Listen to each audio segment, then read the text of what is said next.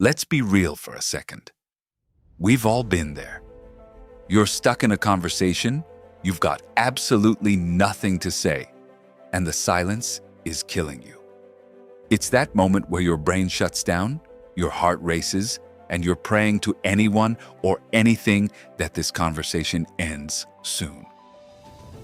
You're sitting there, hoping someone will save you, but no one's coming.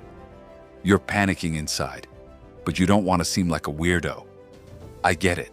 I've been there. A lot.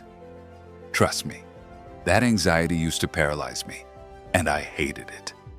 But you know what? I learned something important.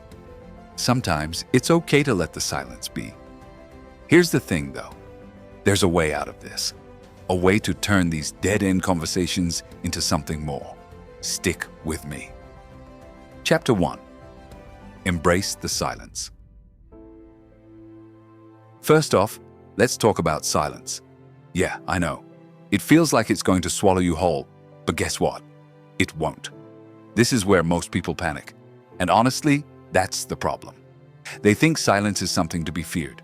But if you really stop and think about it, most of the time, it's not that big of a deal.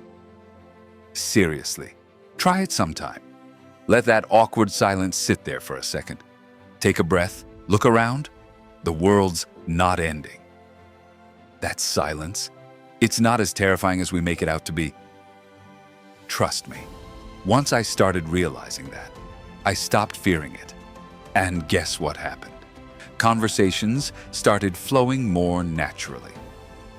Chapter 2. Active listening. Stop faking it. Now let's talk about active listening. Here's the truth. Most people don't actually listen. They're too busy thinking about what they're going to say next. So guess what?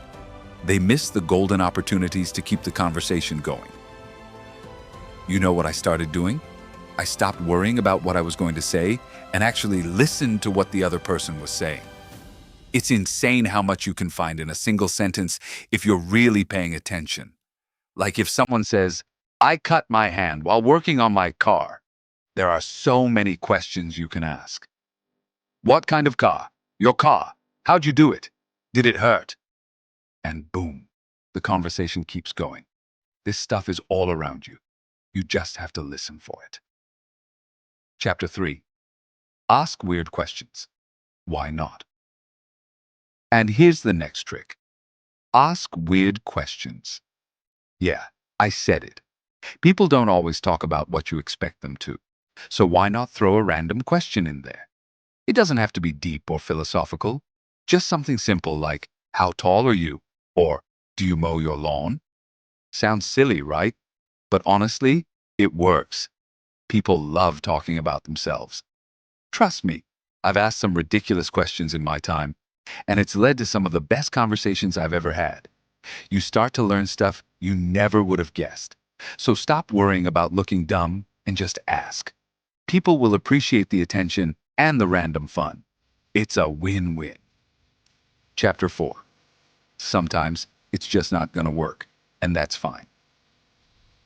All right, here's the hard truth. Sometimes no matter what you do, the conversation just isn't going to happen. And guess what? That's okay. Sometimes you meet someone who's just not interested in talking, or maybe the vibe is off. And that's fine. You can't force a conversation. You shouldn't waste your time on a dead end.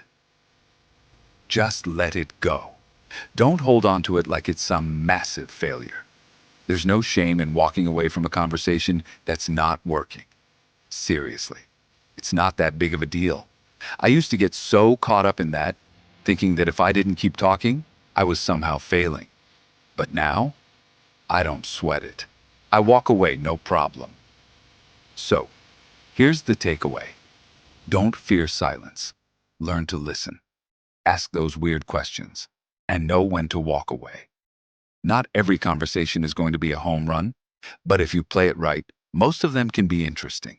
And that's how you start having real conversations, the kind that matter. Thanks for watching, and I'll see you next time.